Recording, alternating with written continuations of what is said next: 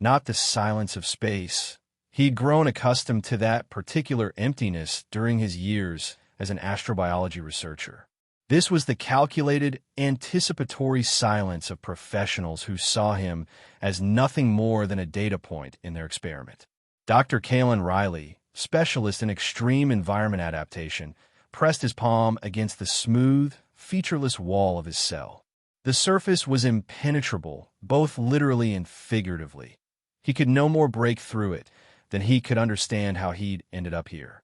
One moment he'd been aboard his research vessel, returning from a 6-month ecological survey mission on Europa 728, a distant moon with promising signs of primitive bacterial colonization.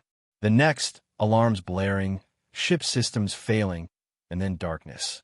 He'd awaken here, in this sterile white room with its clinical observation panel and the constant feeling of being watched. The insignia on the guards' uniforms told him everything he needed to know. Ethelred Biodevelopments, an organization with a reputation as dark as the depths of space itself. Known for pushing biological research far beyond ethical boundaries, Ethelred operated in the shadowy spaces between legal jurisdictions, protected by powerful interests who valued results over ethics. "I see you recognize our affiliation, Dr. Riley." The voice that broke the silence belonged to a tall, gaunt man who had entered without making a sound. His pristine white lab coat bore the Ethelred emblem, and his posture suggested the rigid discipline of someone who viewed emotion as an inconvenient evolutionary hangover. "I am Dr. Valerius Croft, Chief Director of Project Chimera." Kalen remained silent, cataloging details. Croft's eyes were gray and calculating, his movements precise. This was a man who viewed the universe as a series of equations to be solved, obstacles to be removed. "Your file is quite impressive," Croft continued, activating a holographic display. "Pioneering work on biological adaptations to extreme environments. 3 published papers on accelerated evolutionary responses to environmental stressors. Field experience on 17 exoplanets and 32 moons. Exactly the background we needed." "Needed for what?" Kalen asked, keeping his voice steady despite the chill that ran down his spine. Croft's lips curved into what might have been mistaken for a smile on a more human face. "For the final stimulation factor in Phase 7 of Project Chimera, of course." With a sweep of his hand, Croft expanded the holographic display to show a 3-dimensional rendering of a contained ecosystem, a nightmarish landscape of jagged rock formations, bioluminescent vegetation, and steaming acid pools. "This is the Red Nursery," Croft explained, his voice taking on the tone of a professor giving a routine lecture. "A precisely engineered ecosystem designed to simulate the conditions of XD-37, a planet notable for its hostile biochemistry and predatory evolutionary paths." Kalen examined the display with professional interest despite his situation, noting the careful arrangement of geological features, the distribution patterns of the vegetation, the calculated hostility of every element. "And what exactly is my role in your project?" he asked, though the sinking feeling in his stomach suggested he already knew. "Observation, primarily," Croft replied. "We've created something extraordinary. Subject Omega, a genetically modified organism designed to be the ultimate apex predator. It combines traits from dozens of species across multiple worlds, with enhancements far beyond what natural evolution could produce." The display shifted to show a creature that made Kalen's breath catch. It was a nightmarish hybrid, multi-limbed, covered in chitinous armor plating, with razor-sharp claws and what appeared to be specialized glands located along its segmented body. "Magnificent, isn't it?" Croft said, genuine pride coloring his voice for the first time. "But we've encountered a problem. Despite its physical perfection, Subject Omega's hunting algorithms need refinement. It's exceptionally effective against standard test subjects, but we need to observe its response to a physically weaker but intellectually superior opponent." "And I'm that opponent," Kalen stated, not a question but a confirmation. "Precisely." Croft nodded approvingly, as if Kalen had answered correctly on an exam. Our computer models suggest a 98.7% probability of your termination within the first 36 hours. However, the remaining 1.3% probability space includes some fascinating theoretical outcomes, including survival scenarios. Kalen forced himself to remain calm, to think like the scientist he was. And if I refused to participate? Croft looked genuinely confused. Refuse? Dr. Riley, you misunderstand. This isn't an invitation. You'll be placed in the red nursery with Subject Omega in exactly 6 hours. Your survival, while statistically unlikely, would provide invaluable data for our predator AI algorithms. He turned to leave, then paused. You'll be provided with minimal protective gear, deliberately compromised in several key areas. A basic biological scanner with limited battery life, and a substandard multi-tool. Consider them environmental variables rather than actual aids. His eyes met Kalen's with clinical detachment. Good luck, Dr. Riley. Your contribution to science will be noted, regardless of the outcome. As the door sealed behind Croft, Kalen sat down slowly on the edge of his bunk, mind racing through possibilities, strategies, and the stark reality of his situation. He was a scientist, not a soldier. His expertise lay in understanding and adapting to hostile environments, not fighting genetically engineered superpredators. But then, wasn't adaptation exactly what was needed here? When the guards came for him exactly 6 hours later, Kalen was ready, not with an escape plan, but with a mindset. He would approach this as he would any research mission: observe, analyze, adapt. He had survived environments that killed 99.9% of known life forms. Those experiences had taught him that intelligence and adaptability were survival tools just as powerful as claws or poison. The airlocked entry to the red nursery hissed open, revealing the alien landscape he'd seen in the hologram. In person, it was even more unsettling. A twisted ecosystem bathed in the dim, reddish glow of bioluminescent fungi and strange, vein-like plants that pulsed with an internal light. The air carried a metallic tang and felt thin in his lungs, suggesting an oxygen content lower than Earth's standard but still within human tolerance. As promised, he'd been equipped with a basic environmental suit that offered minimal protection. A quick inspection confirmed his suspicions. The right forearm section had been deliberately weakened, as had the breathing filter and the left boot seal. The biological scanner they provided was an outdated model with a cracked display and battery at 47% charge. The multi-tool was similarly compromised: dulled blade, weakened pliers, missing components. Kalen immediately began cataloging his surroundings through the eyes of an experienced xenobiologist. The rock formations appear to be primarily basaltic in composition, with sharp, vertical structures suggesting rapid cooling under specific gravitational conditions. The geothermal pools emitted periodic steam jets in what seemed to be a predictable pattern every 4.7 minutes, information that might prove useful. The vegetation was even more fascinating, unlike anything he'd encountered in his research. The bioluminescent fungi seemed to respond to vibrations, brightening momentarily when he stepped near them. The vein-like plants appeared to transport some kind of fluid that caused the pulsing illumination. There were also patches of what looked like colonies of microorganisms suspended in the thin atmosphere, creating a mist-like effect in certain areas. Kalen used the scanner to gather basic environmental data: atmospheric composition, temperature gradients, radiation levels, before the battery failed completely. The readings confirmed his initial assessment. The environment was engineered to be stressful but survivable for human physiology, with multiple hazards but none immediately lethal. He had just finished his preliminary survey when a low, mechanical hum signaled the opening of a massive port on the far side of the habitat. Something emerged, moving with unnatural speed and grace for its size. Subject Omega. The creature was even more terrifying in reality than in the hologram.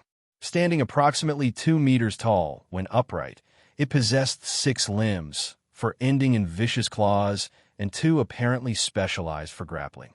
Its armor plating had a bluish-black iridescence that rippled as it moved, suggesting flexibility despite its obvious strength.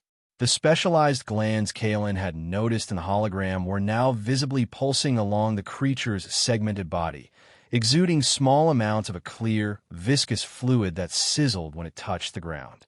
Corrosive enzyme, Kalen noted clinically, even as he backed slowly toward a narrow crevice between two rock formations. The creature moved with predatory grace, its sensory apparatus, a cluster of what appeared to be modified ocular organs, scanning the environment methodically. It spotted him almost immediately. The attack came with frightening speed, a blurring rush of chitinous limbs and gleaming claws. Kalen barely managed to squeeze into the narrow crevice as Omega slammed into the rock face, sending fragments of stone flying. The creature emitted a high-pitched shriek of frustration, then began attempting to force its armored body into the narrow space. Kalen pressed deeper into the crevice, mind racing. He'd already observed something important. Omega relied heavily on direct, frontal attacks. Despite its obvious intelligence, it seemed to favor instinctual, programmed assault patterns rather than tactical sophistication. A sudden geyser of superheated steam erupted from a nearby thermal pool. The 4.7-minute cycle he'd noted earlier, momentarily distracting the creature. Kalen seized the opportunity to slip out the opposite end of the crevice and dart behind a large rock formation, heart pounding but mind clear. From a hidden observation room, Dr. Valerius Croft and his team watched the encounter with clinical interest. Interesting, Croft murmured, making notes on his tablet. Subject shows higher environmental awareness than expected. Movement patterns suggest previous survival experience. Should we adjust the Omega's aggression parameters? Asked one of the junior researchers. Not yet, Croft replied. This is valuable behavioral data. Let's see how our human subject adapts before we modify the variables. For the next several hours, Kalen engaged in a deadly game of hide and seek with subject Omega. Each encounter provided valuable information about the creature's abilities and limitations. Its chitinous armor was nearly impenetrable, but the joints between segments appeared more vulnerable. The corrosive enzyme it could project seemed to require significant energy to produce, with a noticeable recharge period after each use. Most importantly, Omega seemed to rely primarily on motion detection and heat signatures rather than scent or sound. It would sometimes lose track of him if he remained absolutely still in the shadow of the bioluminescent vegetation. During a brief respite, hidden in a shallow cave, while Omega patrolled a different section of the habitat, Kalen began to plan more actively. Mere survival wasn't enough. He needed to gain an advantage. He'd already identified several potentially useful elements in the environment. A particular species of fungi that released irritating spores when disturbed, spores that might affect respiratory systems if concentrated. A vine-like plant whose sap became extremely adhesive and durable when exposed to air. A mineral in certain rock formations that appear to react chemically when exposed to Omega's corrosive enzyme, producing heat and smoke. Working methodically, Kalen harvested samples of each, using the compromised environmental suit as collection material when necessary. He sharpened rock fragments into crude tools, extracted adhesive sap from the vines, and prepared bundles of the irritant fungi for quick deployment. His first proactive encounter with Omega came when the creature tracked him to a narrow passage between two acid pools. As Omega charged, Kalen strategically dropped a prepared bundle of the irritant fungi directly in its path.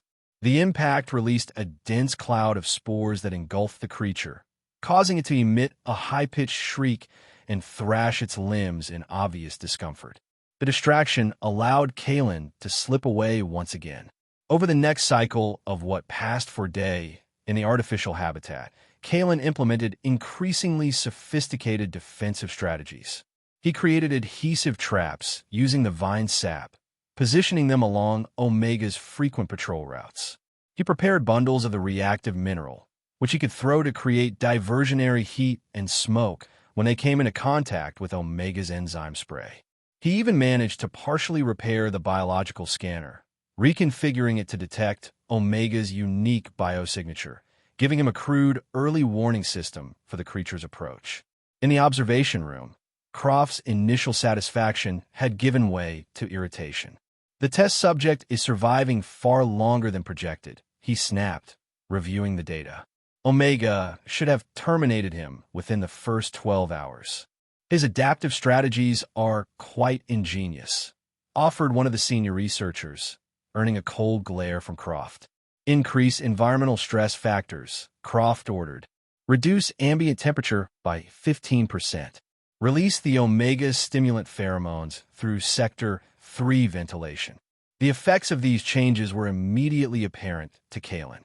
The already thin air grew colder, making it harder to maintain body temperature and clear thinking. Worse, Omega's behavior changed dramatically, becoming more aggressive, more focused, more persistent in its hunting. During one particularly close encounter, the creature managed to rake its claws across Kalen's back as he dived between two rock formations, tearing through the compromised section of his environmental suit. The wound wasn't deep, but it bled freely, making him easier to track. After nearly 48 hours of this deadly game, exhaustion began to take its toll. Kalen's reaction slowed, his thinking became less sharp, and his carefully crafted traps became less effective as Omega seemed to learn from each encounter. The inevitable confrontation came in a box canyon, a dead end with sheer rock walls and a small cave at the back. Kalen had been driven there deliberately, he realized too late, as environmental factors manipulated by the Ethelred team had gradually limited his movement options. Omega blocked the only exit, its armor gleaming in the dim bioluminescent light, its glandular sacs swollen with corrosive enzyme. It emitted a low, vibrating sound that Kalen interpreted as anticipation. This was the endgame the creature had been programmed for, the termination of its prey. But Kalen had one final, desperate plan. During his exploration of the habitat, he had discovered a rare, glowing lichen growing in isolated patches near the thermal vents. His biological scanner, before failing completely, had detected an unusual organic compound in the lichen, a complex molecule that appeared to be highly reactive to certain catalysts. Through careful experimentation, Kalen had determined that this compound reacted violently with Omega's enzyme, producing an exothermic chemical reaction. He had harvested and processed as much of the lichen as he could find, reducing it to a fine powder that he now carried in a makeshift pouch fashioned from a section of his damaged environmental suit. He had also modified the multi-tool to produce a small electrical spark by rewiring its power cell. As Omega advanced, preparing to unleash a massive spray of corrosive enzyme, enough to dissolve organic matter on contact, Kalen readied himself for his one chance at survival. The creature reared back, its glandular sacs contracting, and released a stream of enzyme directly at Kalen. In that moment, Kalen threw the pouch of lichen powder directly into the stream while simultaneously activating the electrical spark with his modified multi-tool. The chemical reaction was immediate and violent, far beyond what Kalen had anticipated. The enzyme stream ignited in a blinding flash, creating a concussive shockwave that threw both Kalen and Omega backward. The heat and pressure rebounded against Omega, encompassing the creature in a brief but intense conflagration. When Kalen's vision cleared, he expected to see Omega dead or incapacitated. Instead, he witnessed something far more surprising. The creature was severely injured, its chitinous armor cracked and broken in multiple places, exposing complex biomechanical structures beneath, a network of fluid-filled conduits and pulsing organic circuitry. Omega emitted a sound unlike anything Kalen had heard before, not the predatory shriek of a hunter, but a keening wail that sounded almost like release. In the observation room, alarms blared as monitoring systems registered catastrophic damage to subject Omega. "Containment breach in Omega's primary control systems," shouted one of the technicians. "Behavioral inhibitors failing." "Impossible," Croft snarled, his composure finally cracking. Activate emergency termination protocols. Sir, the neural control links are severed. We can't access the termination sequence. Instead of retreating or attacking, Kalen cautiously approached the injured creature. Through the damaged sections of armor, he could see that Omega was not simply a genetically modified organism, as Croft had claimed. It was a hybrid, part biological, part technological, with what appeared to be a sophisticated neural interface system integrated directly into its central nervous system. Not just a weapon, Kalen realized. A slave. The creature was suffering, leaking both biological fluids and what appeared to be a phosphorescent energy from its damaged conduits. Using his remaining medical knowledge and the undamaged portions of his environmental suit, Kalen carefully began to stabilize the creature, stemming the energy leakage from its exposed circuits and applying pressure to the most severe biological wounds. His actions were partly compassionate, partly practical. The energy leakage could potentially trigger a chain reaction that might destroy the entire habitat. Through the observation window, Croft watched this unexpected development with mounting rage and disbelief. What is he doing? Send in the security team immediately. Retrieve Omega and eliminate the test subject. Heavily armed security personnel enter the habitat, their weapons trained on both Kalen and the injured Omega. But as they approached, something unexpected happened. Omega, despite its grievous injuries, struggled to its feet, positioning itself between Kalen and the approaching guards. It emitted a threatening growl, its remaining functional limbs raised in a defensive posture. Kalen realized that Omega, freed from at least some of its programmed constraints by the damage to its control systems, recognized that he was not the true enemy. They were both prisoners, both test subjects in Ethelred's unethical experiments. In the confusion, Kalen made his boldest move yet. The habitat, for all its sophisticated design, required maintenance access points. During his exploration, he had located one such access panel near the thermal vents. Now, using his repaired scanner and the skills he developed during years of fieldwork on remote planets, he connected to a maintenance data port and managed to download partial data about Project Chimera. The information was damning. Detailed records of unethical experiments, Omega's design specifications, and most crucially, the override codes that could potentially cause catastrophic system failures in both Omega and the facility itself. Using the habitat's emergency communication system, Kalen established direct contact with Croft. "I've accessed your project data, Dr. Croft," he said, his voice steady despite his exhaustion and injuries, "including the fail-safe protocols for Omega and this facility." On the screen, Croft's face contorted with rage. "You're bluffing. That information is secured behind multiple firewalls. Your maintenance systems aren't as secure as your main database," Kalen replied. "I have enough to expose Ethelred's illegal operations across the galaxy. I also have the sequence that would trigger Omega's self-destruct mechanism, which, according to your own data, would release enough energy to destroy this entire facility." He paused, letting the implications sink in. "Here are my terms. I want immediate release, a secure transport vessel, and compensation for my illegal detention and experimentation. In return, I won't release this data publicly or trigger Omega's failsafe." "You expect me to believe," Croft began, but was interrupted by a senior executive who had entered the observation room, whispering urgently in his ear.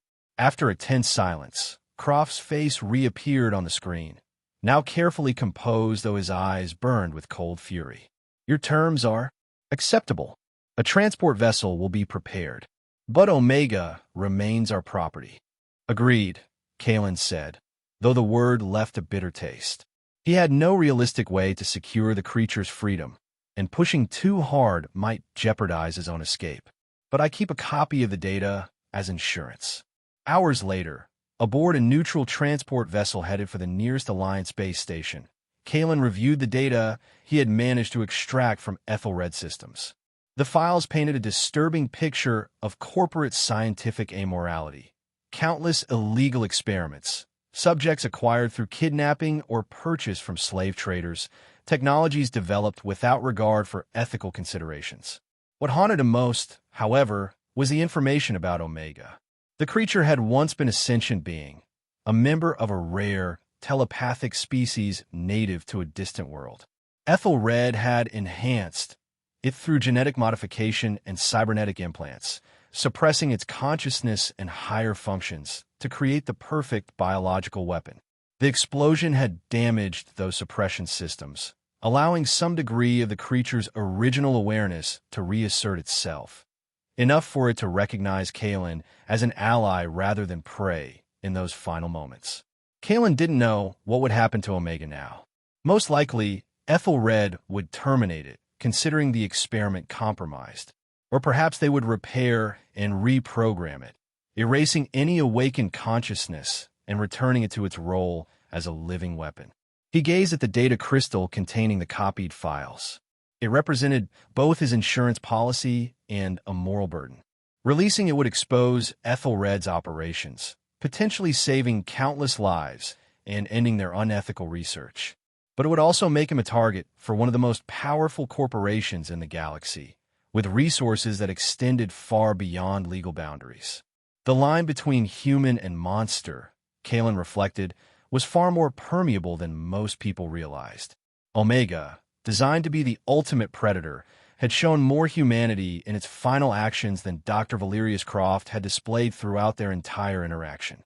And humanity, for all its claimed moral superiority, continued to create monsters through its own actions.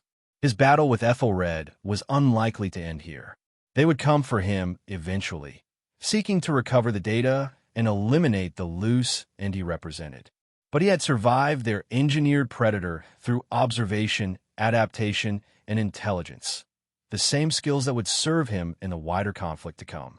For now, he was alive, and he carried the most powerful weapon in existence against organizations like Ethelred, the truth.